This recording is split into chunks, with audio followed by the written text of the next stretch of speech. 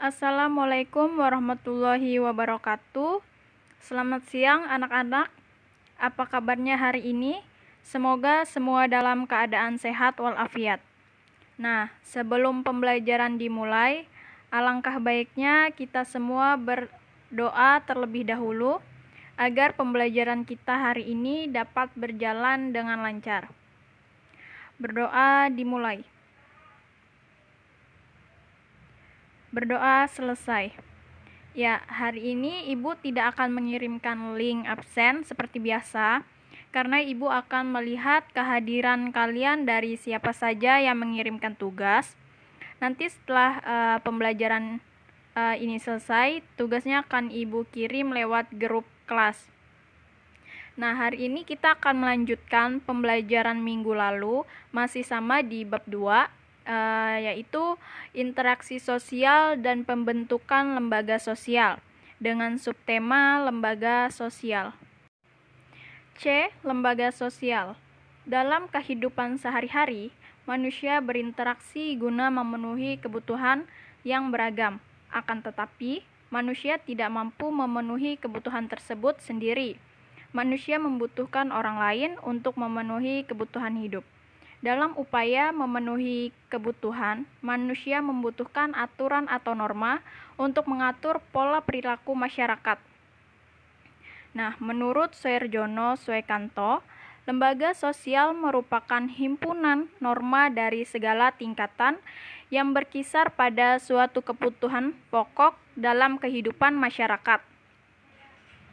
Nah, lembaga sosial merupakan wadah sekumpulan norma sosial yang tersusun secara sistematis dalam rangka memenuhi berbagai kebutuhan hidup manusia. Lembaga sosial berisi kumpulan norma yang ditaati oleh individu yang menjadi bagian dalam lembaga sosial. Norma tersebut bersifat tertulis dan tidak tertulis, serta memiliki kekuatan mengikat. Selanjutnya ada ciri-ciri lembaga sosial. Lembaga sosial terbentuk dari norma-norma sosial yang bersifat abstrak atau dapat dilihat, kecuali jika diwujudkan dalam bentuk kegiatan. Meskipun demikian, bentuk lembaga sosial dapat dilihat berdasarkan ciri-ciri berikut. Yang pertama ada memiliki simbol, memiliki tujuan jelas, memiliki norma tertulis dan tidak tertulis, memiliki tingkat kekekalan tertentu, memiliki alat kelengkapan, dan yang terakhir adalah memiliki pola perilaku. Yang kedua, norma dalam lembaga sosial. Lembaga sosial dalam masyarakat dibentuk oleh norma-norma sosial. Norma sosial tersebut memiliki kekuatan mengikat yang berbeda-beda. Ada norma yang memiliki daya ikat lemah, sehingga sanksi yang diterima ringan. Dan ada pula norma yang memiliki daya ikat kuat, sehingga sanksi yang diterima tegas dan bersifat memaksa. Adapun tingkatan norma tersebut, dari daya ikat lemah dan daya ikat kuat, meliputi cara, kebiasaan, tata kelakuan, adat istiadat, dan hukum. Yang ketiga ada fungsi lembaga sosial. Lembaga sosial memiliki berbagai fungsi dalam masyarakat. Fungsi lembaga sosial dapat bersifat manifest dan laten. Fungsi manifest merupakan fungsi yang jelas, tampak, disengaja, dan diakui. Adapun fungsi laten merupakan fungsi yang timbul sebagai konsekuensi dari keberadaan lembaga sosial. Secara umum, lembaga sosial memiliki beberapa fungsi sebagai berikut. Yang pertama ada memberikan pedoman dalam bertingkah laku. Yang kedua, menjaga keutuhan masyarakat. Dan yang ketiga ada mendorong sistem pengendalian sosial. Yang keempat ada jenis-jenis lembaga sosial. Ada beberapa jenis lembaga sosial dalam masyarakat. Setiap lembaga sosial bertujuan memenuhi kebutuhan masyarakat melalui cara atau proses berbeda. Hidup yang beragam, sebagai contoh, lembaga keluarga bersama lembaga pendidikan, berperan mendidik anak agar memiliki kepribadian baik dan berkualitas. di lingkungan rumah, anak memperoleh nasihat dari orang tua. Dengan demikian, tujuan kedua lembaga dapat tercapai. Lembaga keluarga. Lembaga keluarga berperan penting dalam membentuk karakter individu untuk menciptakan kehidupan yang tertib dan teratur. Lembaga keluarga menerapkan aturan yang harus ditaati setiap anggota keluarga. Lembaga keluarga memiliki fungsi penting bagi kelangsungan hidup dan regenerasi setiap individu. Fungsi lembaga keluarga sebagai berikut. Yang pertama ada fungsi reproduksi atau melanjutkan keturunan. Yang kedua, fungsi proteksi atau memberikan perlindungan.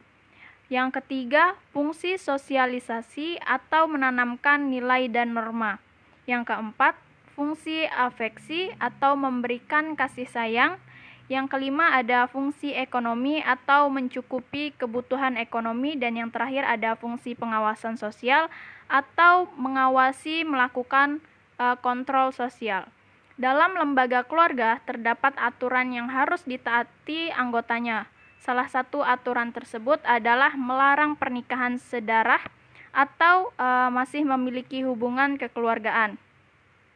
Masyarakat Indonesia juga mengenal dua jenis pernikahan, yaitu menentukan jodoh dari lingkungannya sendiri atau endogami, dan memilih jodoh dari luar lingkungan atau eksogami. Yang B ada lembaga agama. Menurut Paul B. Harton, lembaga agama merupakan sistem keyakinan dan praktik keagamaan yang telah dilakukan dan dirumuskan, serta dianut secara luas oleh masyarakat karena dipandang perlu dan benar. Ciri-ciri lembaga agama sebagai berikut. Yang pertama, merupakan sistem keyakinan.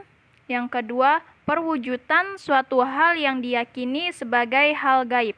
Yang tiga, pendorong, penggerak, dan pengendali perilaku. Yang keempat, mempersatukan umat. Dan yang kelima ada bertujuan memuliakan umatnya. Adapun fungsi lembaga agama yaitu yang pertama ada manusia menjalin hubungan dengan Tuhan, sesama manusia, dan manusia dengan alam. Yang kedua, sumber kebenaran dalam meraih kebahagiaan hidup di dunia dan akhirat. Yang ketiga ada pedoman dalam bertingkah laku sehingga mencegah manusia melakukan tindakan menyimpang. Selanjutnya yang keempat, mewujudkan keteraturan sosial dalam kehidupan bermasyarakat melalui larangan-larangan dalam kitab suci. Yang kelima, mempertemukan antara kelompok dari latar belakang berbeda seperti ras, suku, bangsa, dan keluarga besar lembaga agama. Yang keenam, pedoman manusia berbuat baik kepada sesama atas dasar keimanan kepada Tuhan Yang Maha Esa. Yang C ada lembaga pendidikan. Perkembangan zaman menyebabkan keluarga tidak mampu memenuhi kebutuhan pendidikan bagi anak. Kondisi ini mendorong masyarakat membentuk lembaga pendidikan. Lembaga pendidikan ialah tempat atau wadah yang menaungi berlangsungnya proses pendidikan. Lembaga pendidikan bertujuan memberi bekal ilmu dan keterampilan kepada peserta didik. Selain itu, melalui lembaga pendidikan, peserta didik dapat aktif mengembangkan potensi dirinya. Lembaga pendidikan memiliki fungsi nyata atau manifest dan fungsi tersembunyi atau laten. Fungsi manifest lembaga pendidikan sebagai berikut. Yang pertama, mempersiapkan anggota masyarakat untuk mencari nafkah demi memenuhi kebutuhan hidup. Yang kedua ada menanamkan keterampilan dalam demokrasi. Yang ketiga, mengajarkan peranan sosial. Yang keempat, menyediakan tenaga pembangunan yaitu tenaga terlatih, terdidik, dan terampil. Yang kelima, membuka kesempatan untuk memperbaiki nasib. Yang keenam, mengerjakan nilai dan norma di lingkungannya. Serta yang ketujuh, melestarikan kebudayaan masyarakat. Dan yang kedelapan, mengembangkan bakat dan minat seseorang. Adapun fungsi laten lembaga pendidikan sebagai berikut. Yang pertama, di sini ada mengurangi pengawasan dan pengendalian orang tua. Yang kedua, memperpanjang masa remaja dan menunda masa dewasa peserta didik. Yang ketiga, mengajarkan peserta didik berpikir kritis. Selanjutnya yang D yaitu lembaga ekonomi. Lembaga ekonomi merupakan sistem norma yang berguna mengendalikan proses pemenuhan konsumsi menurut Setiadi dan Colli. Lembaga ekonomi yang terdapat di Indonesia mengelola berbagai jenis usaha perekonomian berdasarkan beberapa sektor yaitu agraris, perdagangan, industri, dan jasa. Salah satu contoh lembaga ekonomi adalah Badan Usaha Milik Negara atau biasa yang disebut dengan BUMN. Selanjutnya yang E ada lembaga politik. Lembaga politik tidak sekedar kumpulan norma yang mengatur hubungan kekuasaan dan wewenang dalam masyarakat. Lembaga politik juga berisi hukum-hukum untuk mencapai tujuan bersama. Nah, salah satu contoh lembaga politik adalah Komisi Pemilihan Umum atau biasanya disebut sama KPU. Secara umum, fungsi lembaga sosial ada sebagai berikut. Yang pertama, memaksa masyarakat menaati norma. Yang kedua, mengarahkan masyarakat memilih pemimpin. Yang ketiga, menengahi permasalahan. Keempat, melindungi masyarakat. Kelima, menyalurkan aspirasi politik. Keenam, membuat kebijakan hukum. Ketujuh, menerapkan kebijakan. Dan yang kedelapan, mengatur proses politik. F. Lembaga hukum. Lembaga hukum berwenang menegakkan hukum yang berlaku dalam masyarakat. Adapun pihak-pihak penegak hukum dalam masyarakat antara lain hakim, jaksa, polisi, advokat, dan petugas lembaga pemasyarakatan. Setiap pihak penegak hukum memiliki tugas berbeda. Tugas tersebut berjalan optimal jika didukung masyarakat. Dukungan masyarakat dapat diwujudkan dengan mematuhi peraturan yang telah ditetapkan pihak berwajib. Lembaga hukum memiliki beberapa fungsi antara lain melindungi warga masyarakat, menegakkan the rule of the law, memberikan sanksi, memberikan pedoman perilaku masyarakat, dan menjadi alat pengubah perilaku masyarakat. Yang terakhir, G. Lembaga budaya. Budaya berperan sebagai identitas bagi masyarakat. Keberadaan budaya perlu dilestarikan, salah satunya melalui lembaga budaya. Lembaga budaya merupakan lembaga yang berperan dalam pengembangan budaya, ilmu pengetahuan, lingkungan, seni, dan pendidikan dalam masyarakat di suatu daerah atau negara.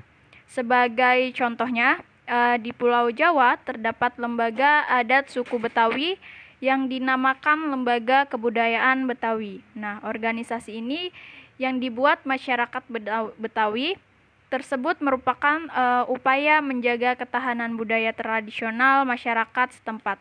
Setiap individu bergabung dalam lembaga sosial. Melalui lembaga sosial, individu mampu memenuhi kebutuhan untuk melangsungkan hidupnya. Makin kompleks dan beragam kebutuhan, makin beragam pula jenis lembaga sosial dalam masyarakat. Beragam jenis lembaga sosial tersebut memiliki fungsi yang mendorong terciptanya keteraturan dalam masyarakat. Adanya pengaruh positif terbentuknya lembaga sosial mendorong individu bersedia menjalankan norma-norma dalam lembaga sosial. Nah, mungkin itu dia pembahasan kita tentang pengaruh interaksi sosial terhadap kehidupan dan pembentukan sosial dengan subtema lembaga sosial. Mungkin itu saja pembelajaran kita hari ini. Tetap semangat dan jaga kesehatan. Terima kasih. Wassalamualaikum warahmatullahi wabarakatuh.